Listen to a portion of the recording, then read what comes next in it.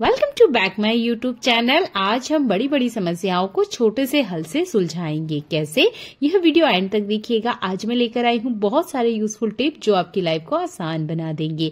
आपको वीडियो जरूर पसंद आएगा। प्लीज वीडियो को लाइक और शेयर कर दीजिएगा। चैनल पे आ ही गए हैं तो चैनल को सब्सक्राइब कर लीजिएगा।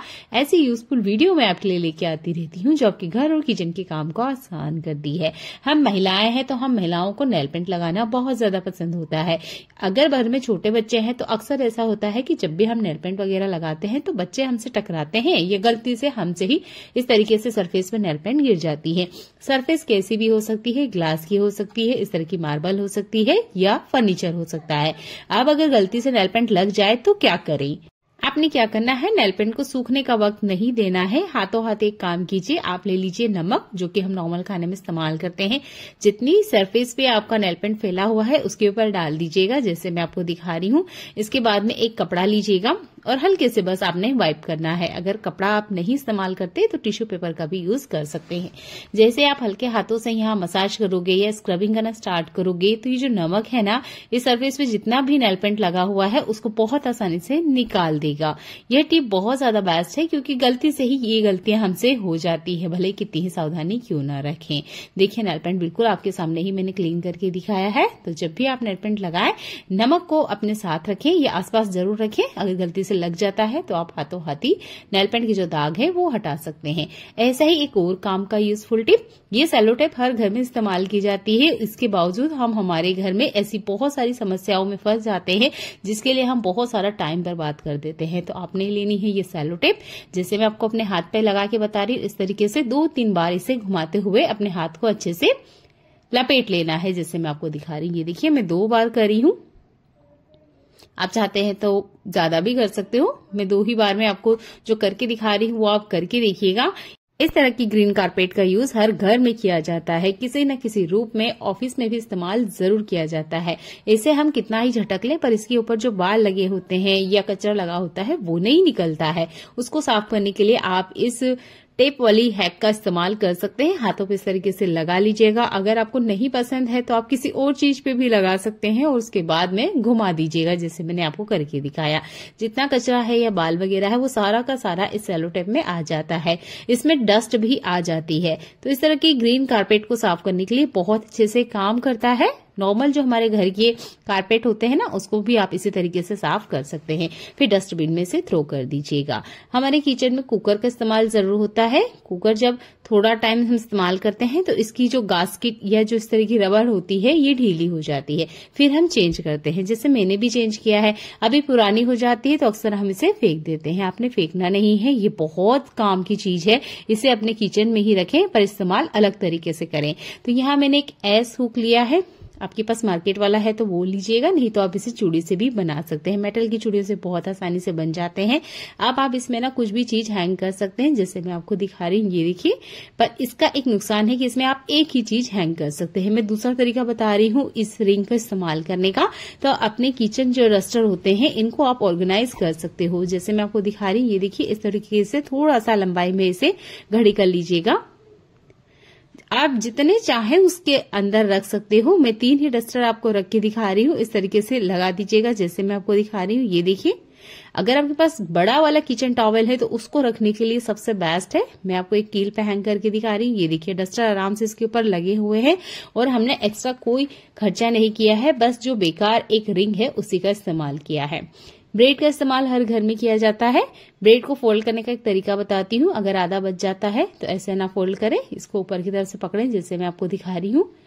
यहाँ पर पकड़ते हुए इस तरीके से घुमा दीजिएगा। ऊपर जो प्लास्टिक का बचा हुआ पार्ट है वो आपने अगेन वापस ब्रेड को पहना देना है। ये अच्छे से कवर हो जाता है, बिल्कुल भी इसके अंदर हवा नहीं जाती है।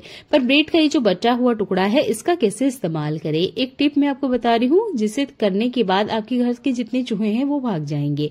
आपने लेनी है एक्सपायर कोई सी भी इस तरह की लिक्विड सिरप, जो भी आपके पास अवेलेबल हो, एक्सपायर होनी चाहिए। वो आपने ब्रेड के ऊपर डाल देनी है जैसे मैं आपको दिखा रही हूँ। ऐसा नहीं है कि ये बहुत ज्यादा हो जाएगा। ब्रेड जो होता है वो बहुत सारे लिक्विड को अपने अंदर ले लेता है जिसकी वजह से ये सारा का सारा ब्रेड के अंदर चला जाएगा। और थोड़ा सा टूथपेस्ट जैसे मैं आपको दिखा रही हूँ, ये देखिए जब ये दोनों चीजें आपस में मिक्स होती है तो ये एक केमिकल बन जाती है जो कि चूहों के लिए बहुत ज्यादा नुकसानदेह होती है। जैसे ही वो इसे खाएंगे उनको बहुत ज्यादा पेट में जलन होती है और वो सीधे घर से बाहर भागते हैं। चम्मच से इस तरीके से दोनों को अच्छे से मिक्स कर लीजिएगा। मैंने ब्रेड के ऊपर डायरेक्ट आपको करके दिखाया। आप चाहे तो किसी बाउल वगैरह में भी दोनों चीजों को मिक्स करने के बाद में ब्रेड के ऊपर अप्लाई कर दीजिएगा। सीजर या चाकू की मदद से इस तरीके से छोटे छोटे टुकड़े कर दीजिएगा। मैंने ब्रेड का आपको वही हिस्सा इस्तेमाल करके दिखाया है जिसका अक्सर हम इस्तेमाल नहीं करते हैं। छोटे छोटे टुकड़े करने के बाद अब आपने घर के हर उस कोने में रखना है जहां आपको लगता है चूहा आता है, ये चूहे का बिल है। अगर बिल है तो उसके अंदर डाल दीजिएगा या उनके आने जाने का जो रास्ता है उसके बीच में इस तरीके से रख दीजिएगा। चूहा आएगा और बराबर इसे खाएगा क्योंकि ब्रेड चूहे को बहुत ज्यादा पसंद होते हैं। तो मेरे किचन में मैंने एक चूहा देखा और मैं चाहती हूँ नेक्स्ट टाइम कभी आना दिखाई दे, इसलिए मैं इस तरीके से छोटे छोटे ब्रेड के टुकड़ों में दवाई लगाई हूँ और रख दिया है। आप भी इस टिप को इस्तेमाल कर सकते हैं। और घर में छोटे बच्चे होते हैं, बच्चे जब बड़े हो जाते हैं तो उनकी जो स्लेट वगैरह होती है वो रखी हुई होती है, उसका कोई इस्तेमाल नहीं होता है। तो आप उसे ले आइए किचन में और अपने किचन का जो भी किराना सामान खत्म हो रहा है वो इसके ऊपर आप लिखते जाइएगा। ये एक चौक लगभग हफ्ते भर चल जाती है। तो जो भी सामान आपको लगता है कि खत्म होते जा रहा है आप वो इसके ऊपर लिख सकते हैं, क्वांटिटी लिख सकते हैं और ये देखने में सुंदर लगता है। ऐसा नहीं कि बहुत ज्यादा ये भद्दा दिखेगा, बिल्कुल नहीं दिखता है, बहुत अच्छा दिखता है। इस तरह के ऑर्गेनाइजर या इस तरह की चीजें मार्केट में बहुत ज्यादा अवेलेबल है जिसके लिए हमें एक्स्ट्रा मार्केट में पैसा खर्च करते हैं। और बहुत बार तो हम तो डायरी वगैरह भी रखते हैं पर टाइम पे पेन नहीं मिलता है या कुछ ना कुछ दिक्कत तो होती ही रहती है।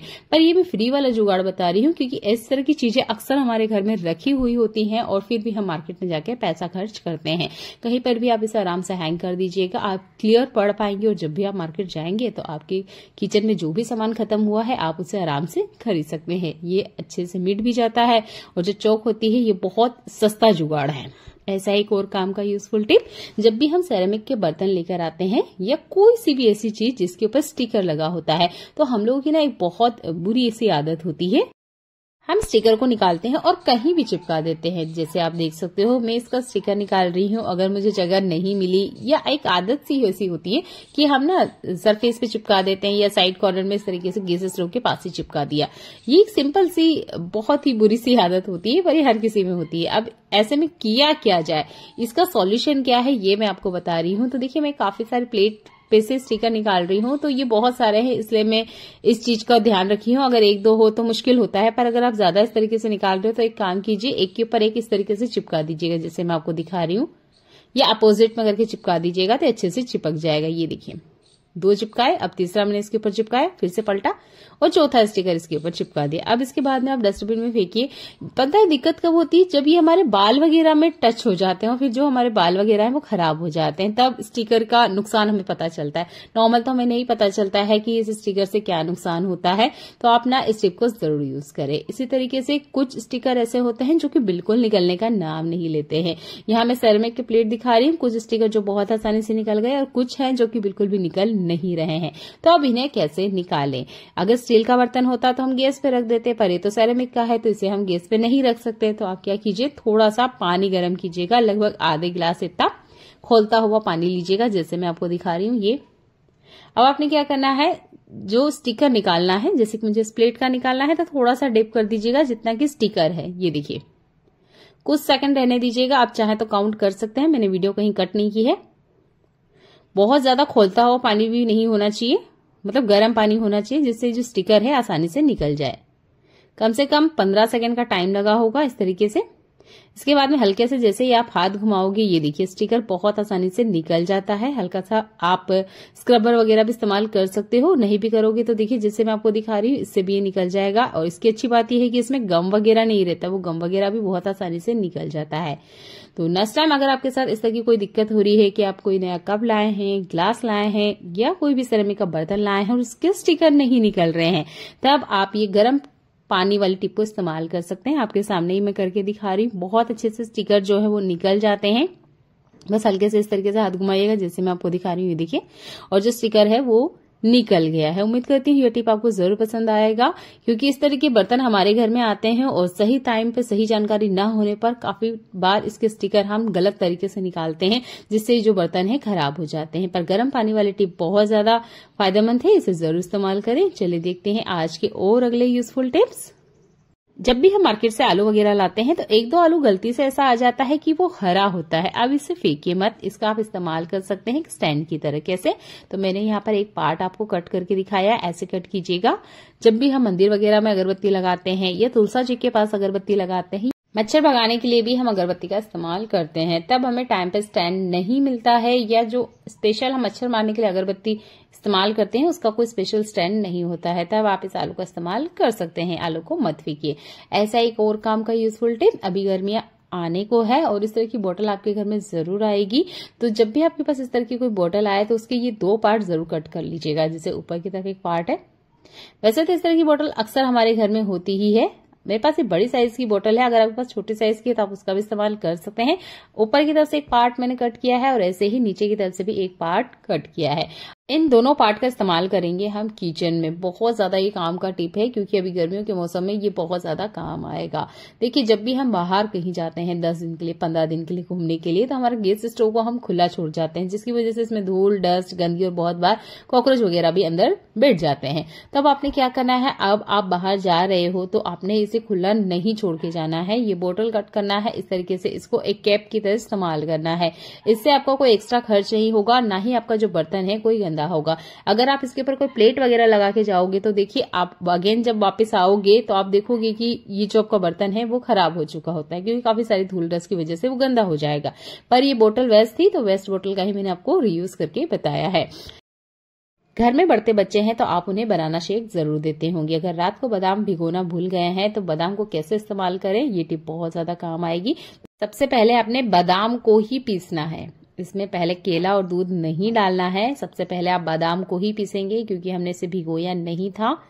और अगर भिगो के भी इस्तेमाल करते हो तब भी आपने सबसे पहले बादाम ही पीसना है, क्योंकि अगर थोड़ा सा भी रह गया ना तो फिर वो मुंह में आता है और बच्चे बिल्कुल भी खाना पसंद नहीं करते हैं।